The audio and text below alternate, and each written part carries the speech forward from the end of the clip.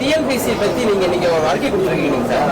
நீங்க டிஎன்பிஎஸ்சில இந்த பிரச்சனை இருக்குன்னு சொல்றீங்க. அதே மாதிரி சென்ட்ரல் கவர்மெண்டோட எக்ஸாமினேஷன்ல இந்த மாதிரி பிரச்சனை இருக்கு இல்லைங்க சார். மத்திய அரசோட டிஎன்பிஎஸ்சியை பொறுத்த வரைக்கும் எந்த எக்ஸாமினேஷனாக இருந்தாலும் கூட ஒரு செட் சிலபஸ் இருக்கும். சிலபஸ்ல இருந்து நீங்க கேள்விகள் கேட்கணும். நான் முன்னாடி சில கேள்விகள் நான் காட்டுறேன். நான் கேள்வி கேட்டதுக்காக 200 கேள்விகள்ல கேட்கப்பட்டிருக்கக்கூடிய பல கேள்விகள் வந்து சிலபஸ்லயே இல்லை. உதாரணத்திற்கு நான் ஒரு சாம்பிள் உங்களுக்கு காட்டுறேன். அந்த மீடியாவில் இருக்கிறவங்க அதை ஜூம் பண்ணிக்கலாம். நீங்க ஒலி மரபை கண்டறிக அப்படின்னு ஒரு கேள்வி நம்பர் 5.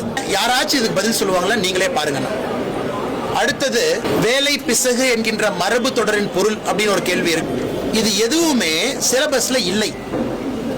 இதெல்லாம் 20 ஆண்டுகளுக்கு முன்பு வேறு வேறு காலகட்டத்தில் இருந்த தமிழ் சொற்றொடர்ல வந்திருக்கக்கூடிய சில வார்த்தைகள்.